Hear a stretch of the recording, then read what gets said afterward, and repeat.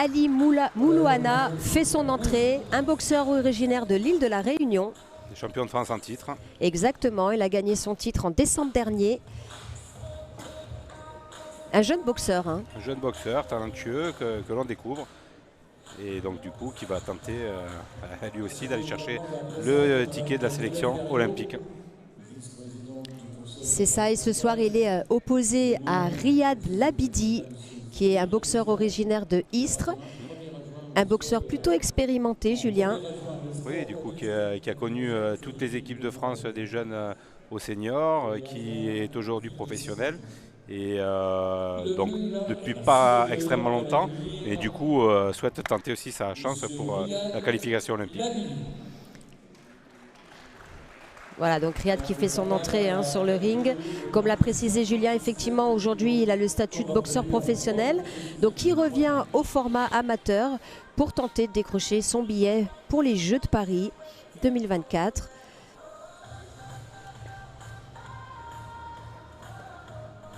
Donc, un boxeur très dur au mal, Riyad. Ah oui, oui. Très grosse condition physique. C'est ça, donc il est capable de mettre du rythme pendant 3 rounds. Voilà, et c'est quelqu'un qui est irréprochable en entraînement et on va avoir du beau spectacle, j'en suis sûr. Parce que lui, de toute façon, il n'a pas l'intention de s'en laisser compter.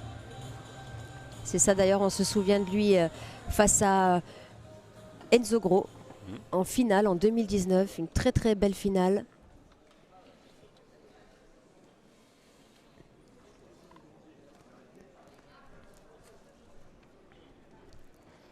Donc on retrouve Caroline Crevellier qu'on a vu cet après-midi dans son coin puisqu'ils viennent du même club à Istres, entraîné par James Colas.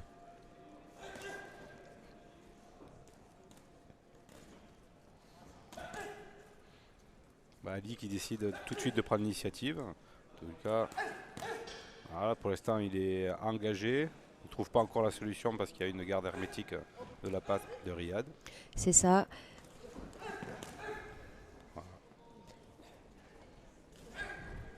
Donc on est chez les moins de 57 kilos.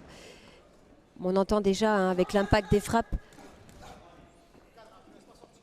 que ça frappe justement. Ouais.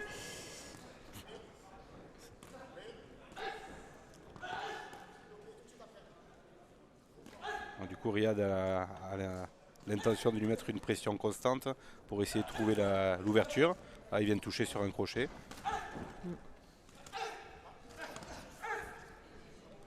Oui, une bonne touche au corps avec suivi d'une esquive rotative pour Riyad.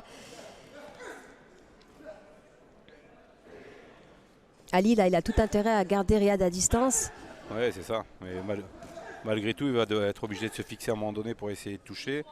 Donc un peu plus feinté que faire des actions d'affilée parce que pour l'instant, la garde elle est bien hermétique et il arrive très peu à toucher. Ouais, belle uppercut. Riyad, il a commencé la boxe à 18 ans, il en a aujourd'hui 32. Bon, sa carrière a été ponctuée de temps d'arrêt. Un arrêt de 3 ans dû à une blessure au bras. Et puis il a repris en 2017. Et pour la petite histoire, il a repris suite à un stage de l'équipe de France féminine jeune dans son club. Et du coup, il s'est pris au jeu en s'entraînant tous les jours avec. Et l'année d'après, il avait repris les gants.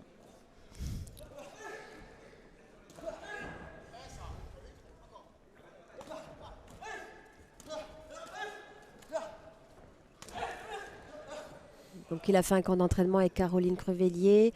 Bon, il m'a confié que c'était un peu dur de revenir au format amateur quand on évolue en professionnel. On prend plus de temps et là du coup il faut qu'il se mette en action assez rapidement. C'est ça. Et c'est vrai qu'il ne faudrait pas que, même s'il lui met une pression, qu'il arrive à toucher de temps en temps, il ne faut pas laisser passer le premier round. Et là pour l'instant c'est pas lui qui met plus de coups. Oui, au niveau des débits, il y a un avantage pour Ali, c'est ça. Même s'il touche bien avec son bras avant aussi Riyad. Mais comme tu le précises, Julien, il faut débiter un maximum. Peut-être pas un maximum, mais un peu plus. Là, on sent que même le club lui demande de se lâcher. On voit qu'il est un petit peu crispé. Voilà. Sans nul doute, la seconde reprise sera un petit peu plus active. En tous les cas, pour l'instant, Ali, lui, il ne se démonte pas. Il fait son match. Exactement, il marque ses points. C'est la fin de cette première reprise.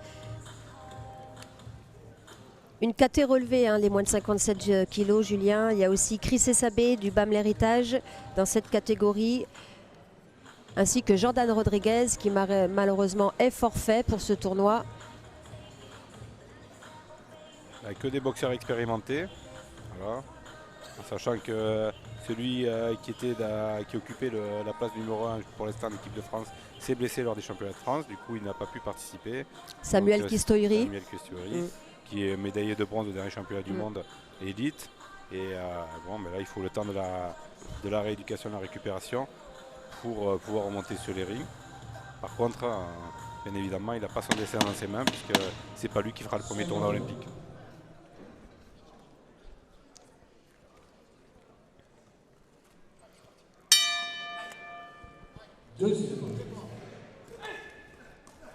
Oui, beau doublé là de Riyad. Donc là, la consigne a dû être tout de suite enclenchée parce qu'ils ont bien vu qu'il était un petit peu en retard. Ali qui répond, hein, qui marque des belles touches, hein, avec son bras avant, bras arrière. Il est plutôt bien disponible sur les jambes, il ne se laisse pas enfermer. Voilà, il travaille, il sort tout de suite, ou alors il se couvre tout de suite en protection avec ses mains hautes.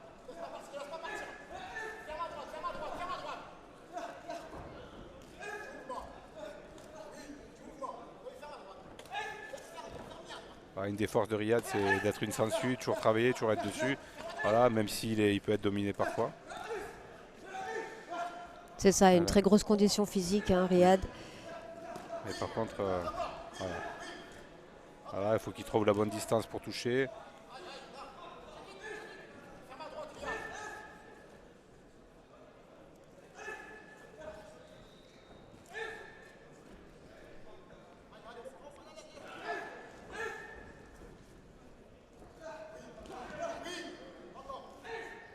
D'ailleurs, moins d'impact de la part d'Ali maintenant, même s'il continue à être mobile. Il continue à garder sa boxe. Il ne remonte pas aussi bien ses mains. Il commence à prendre quelques coups. Le travail de sape commence à marcher.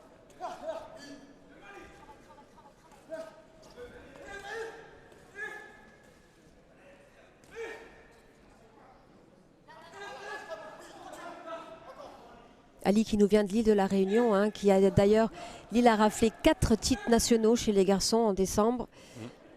Et je crois que si je ne dis pas de bêtises, ils étaient 2 en finale de la Réunion. Ils étaient même 4, pas 5, et ils ont gagné 4 titres.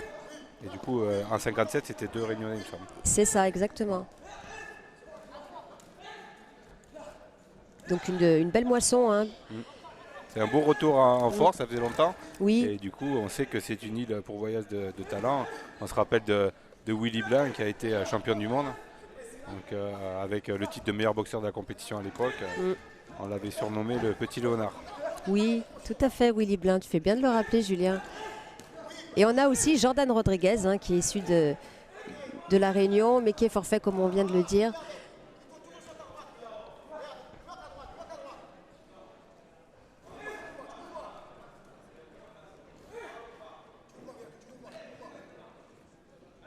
Voilà, cette mobilité permanente, ça quand même ça fatigue. On voit qu'il est un petit peu moins disponible qu'au début, Ali.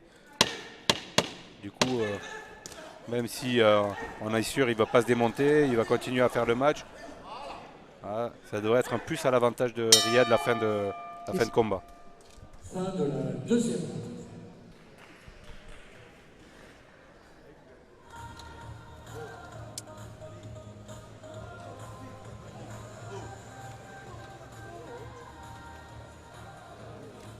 Donc là, on voit James Colas à l'écran, hein, qui a toujours été l'entraîneur de Riyad. Hein. Il n'a jamais changé d'entraîneur en 14 ans de boxe.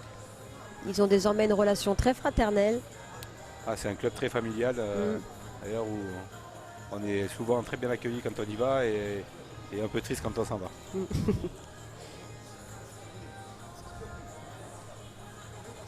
Riyad qui a mis aussi les gants pour se préparer avec Ryan, pardon. Un boxeur de Marseille qui a fait quelques stages en équipe de France. Il a été à l'INSEP. C'est ça. Et non, il était même proche de pouvoir se qualifier pour les Jeux. Et c'est un boxeur dur au mal, par contre pas du tout la même catégorie. Un boxeur de Louis Lavallie. C'est ça.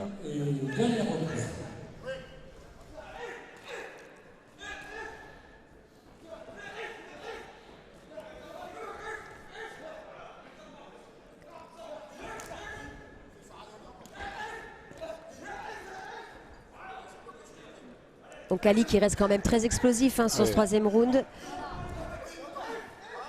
Oui, c'est normal, on recharge toujours un petit peu la minute de repos. Après, lui, la baisse de régime qu'il avait eu en seconde reprise, à part le courage, du coup, c'est vrai que je pense que ça ne va pas aller en s'améliorant.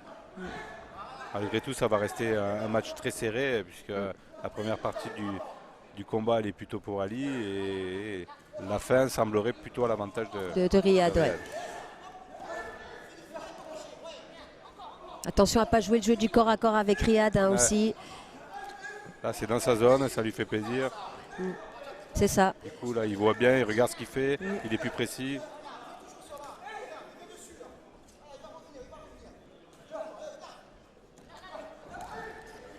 Un beau travail du percut hein, de Riyad qui font mouche.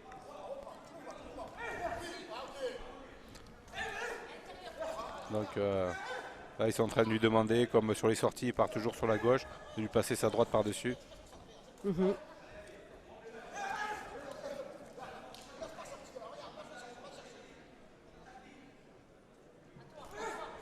Et comme il n'est pas sourd, il entend, il essaye de lutter contre ça. Mais souvent, quand on a des habitudes ancrées, c'est compliqué de changer.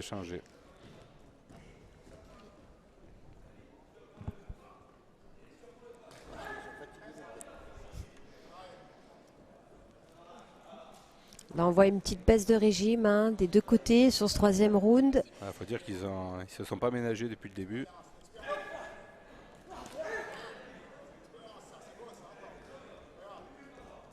Alors, du coup, est-ce que Riyad pense vraiment qu'il est passé devant facilement puisqu'il gère, alors qu'il devrait s'assurer le gain du round en continuant à lui mettre la pression.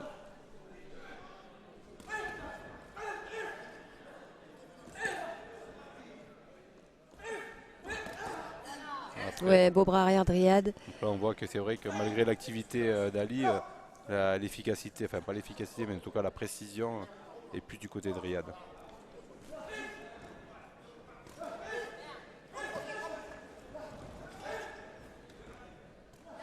Riyad qui travaille beaucoup en blocage remise.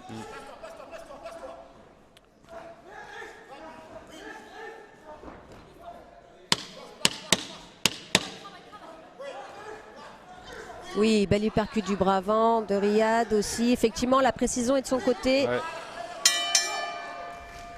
En tout cas, très bel affrontement avec une domination partagée. Et j'aimerais pas être juge. C'est ça. Qu'est-ce qu'en ont pensé les juges, Julien? C'est une bonne question.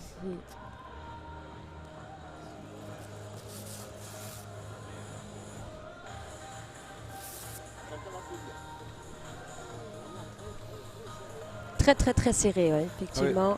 Oui.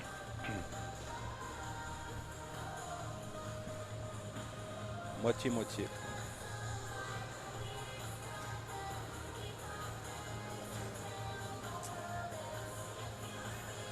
En tout cas, là, c'était l'expérience contre la jeunesse. Mais très prometteur. Très prometteur, Ali, ouais, tout à fait.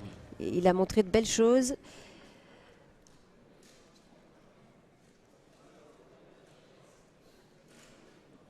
Donc on attend les décisions. Les deux se voient gagner, hein, comme vous pouvez le voir à l'écran.